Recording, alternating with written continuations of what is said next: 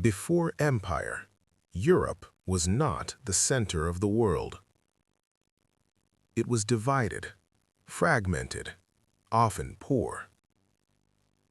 Wealth lay elsewhere. In Asia, in Africa, in the Middle East. Trade flourished. European kingdoms wanted access, not just to trade, but to control. Spices were not luxury, they were power. One kingdom moved first, Portugal. Small, maritime, determined. They studied the winds, the currents, the unknown. And then they sailed. In 1498, they reached India by sea, a route no European power had controlled before. Trade became leverage. Leverage became dominance. And then came another Iberian rival, Spain. But Spain looked west. In 1492, the Atlantic changed forever. What they found was not empty land. It was civilizations, empires older than Europe's. And they fell. Two kingdoms divided the world, on paper, as if continents were theirs to claim. But the story was only beginning. Across the channel, a new challenger rose, United Kingdom. At first, late to the race, but relentless. And then came France, rivals in Europe, rivals across the world. This was no longer exploration. It was a system. Chartered companies, armed merchants, fortified trade posts. Profit funded armies.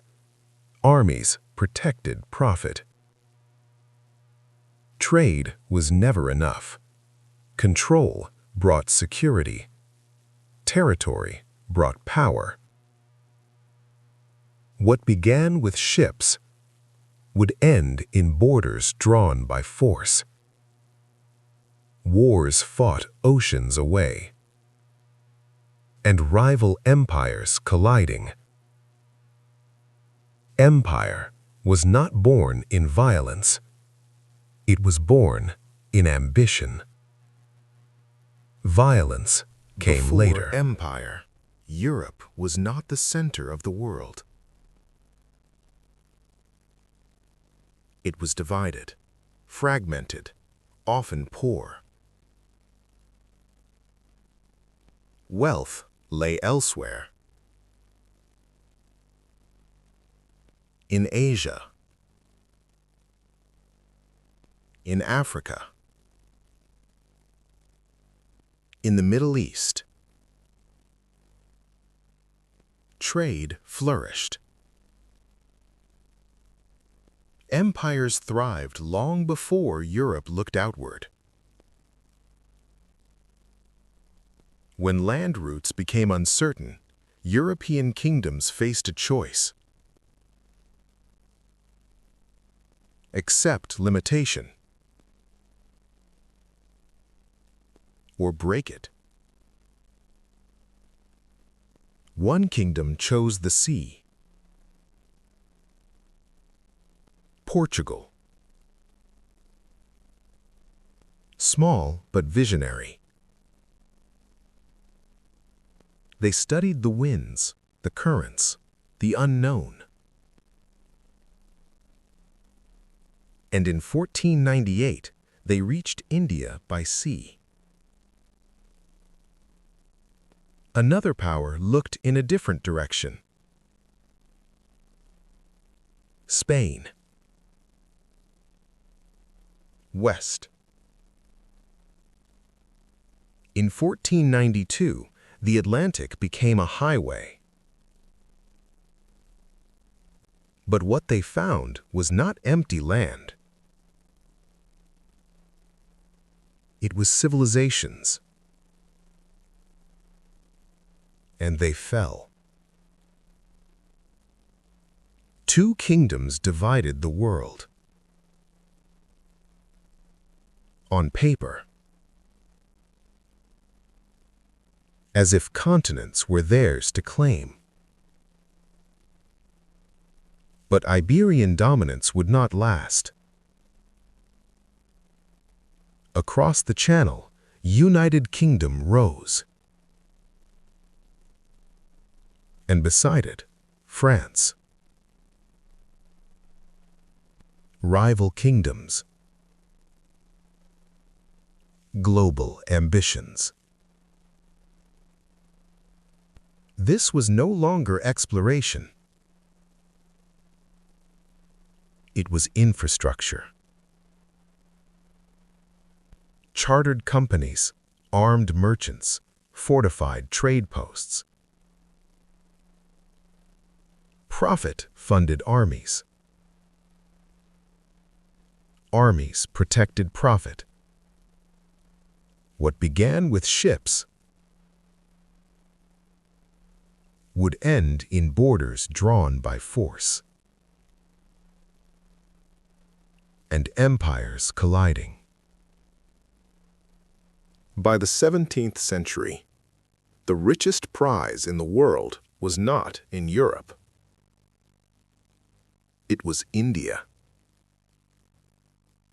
Textiles, spices, precious stones, and a market larger than any in Europe. The subcontinent was ruled by the powerful Mughal Empire. Wealthy, organized, militarily strong.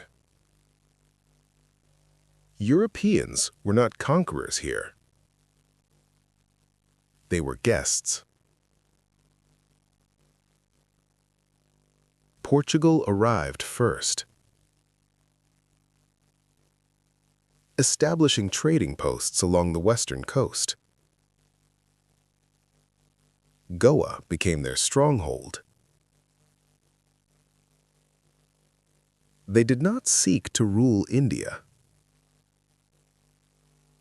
They sought to control its sea lanes. Then came United Kingdom. Not with an army, with a company. The East India Company. A business with permission to wage war.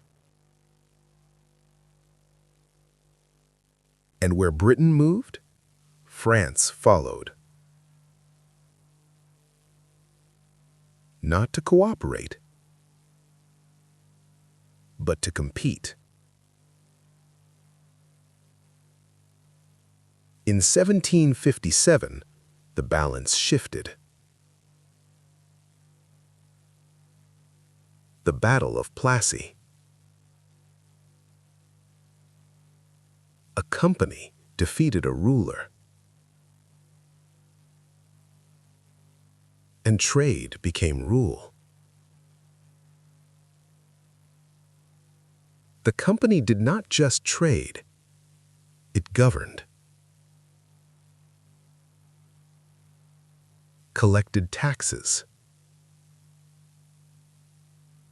Controlled armies. Shaped policy. A corporation ruling millions. This was no longer about India alone.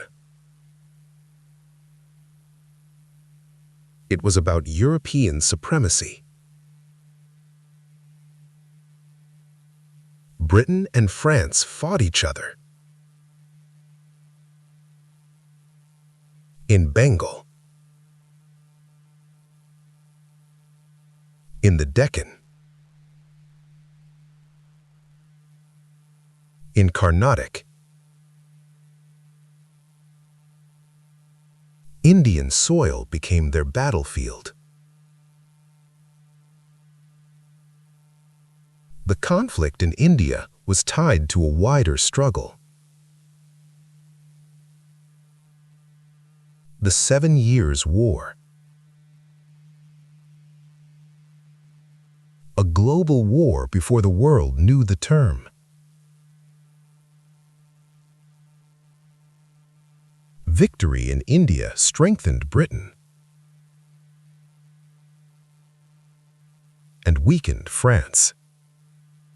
By the end of the 18th century, a trading company had become a ruler, and the subcontinent had become the crown jewel of an empire. By the 19th century, empire had changed. It was no longer about distant ports. It was about territory. And nowhere would this change be more dramatic than in Africa. Africa was not empty. It was home to kingdoms, empires, trade networks older than Europe's maritime ventures. But Europe saw something else. Resources. Industrialization changed the equation. Factories in United Kingdom demanded rubber. Steel demanded iron. Machines demanded fuel. Africa had it all. And Europe had steamships, rifles, and ambition. In 1884, Europe met in Berlin. Not to discuss trade, but to divide a continent. No African leaders were invited. Borders were drawn with rulers. Rivers ignored. Ethnic groups divided. Rival kingdoms forced together. Geography replaced history. The race began. France pushed west to east. United Kingdom pushed north to south. Germany entered late but aggressively. Belgium claimed the Congo as a personal possession. In the Congo, rubber quotas became law. Failure meant punishment. Millions died. Europe called it a civilizing mission, a moral duty, a burden.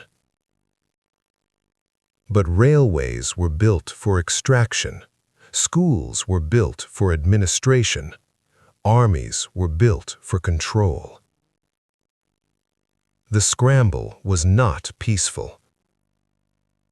European powers nearly went to war with each other in Africa. By 1900, Africa was divided. But Europe was armed, and rivalry had not disappeared. By the dawn of the 20th century, Europe ruled most of the world. But ruling the world did not bring peace. It brought competition. Colonies meant prestige. Prestige meant power. Power demanded protection. Rival empires formed alliances. United Kingdom aligned with France.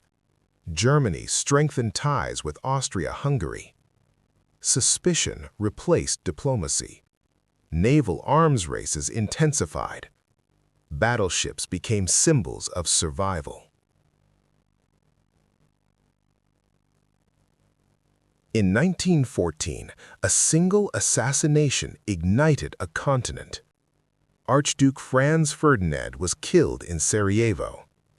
Alliances activated, mobilizations began, and Europe marched to war. World War I was not only European, it was imperial. Soldiers from India fought in France. Troops from West Africa fought in the trenches. Colonies supplied food, labor, and resources.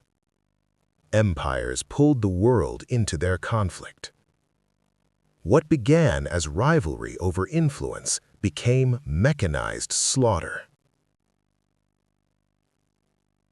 When the guns fell silent, millions were dead. Empires collapsed. Germany weakened. Austria-Hungary dissolved. But the imperial mindset survived. The peace was fragile. Economic crisis spread. Political extremism grew. In Germany, a new leader promised restoration: Adolf Hitler. He did not reject empire. He sought his own version of it.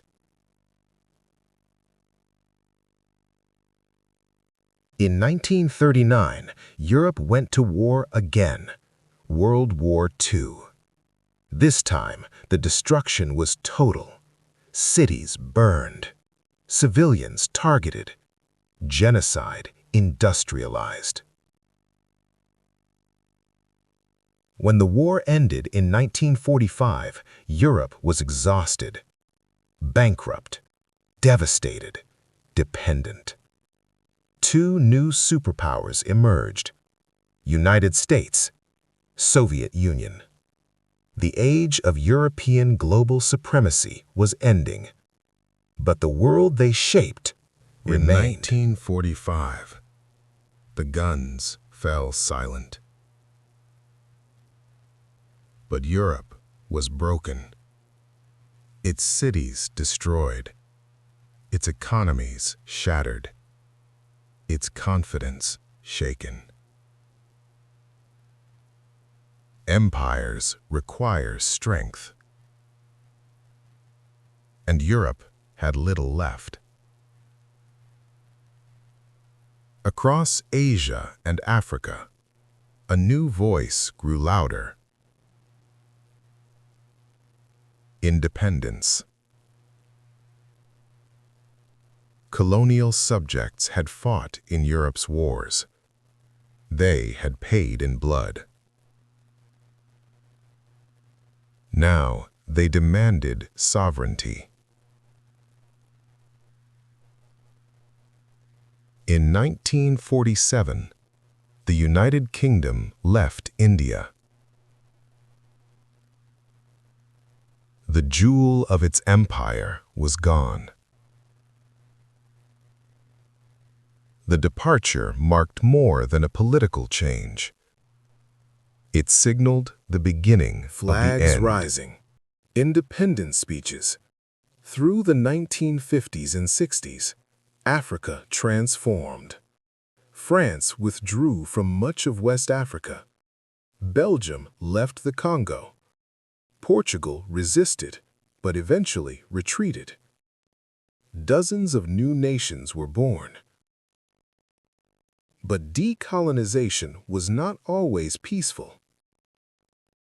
In Algeria, war tore apart both colony and colonizer. Independence came at a cost.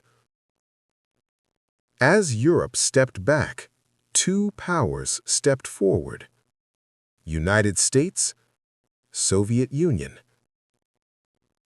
The Cold War was not colonial in form, but it was imperial in influence. Proxy wars replaced direct conquest. Ideology replaced monarchy. Political empires faded. Economic systems expanded. Loans replaced governors. Corporations replaced colonial offices. Influence did not disappear. It evolved. Europe reinvented itself. Integration replaced rivalry. Cooperation replaced conquest. The European Union emerged from the ruins. A continent once defined by empire, now defined by union.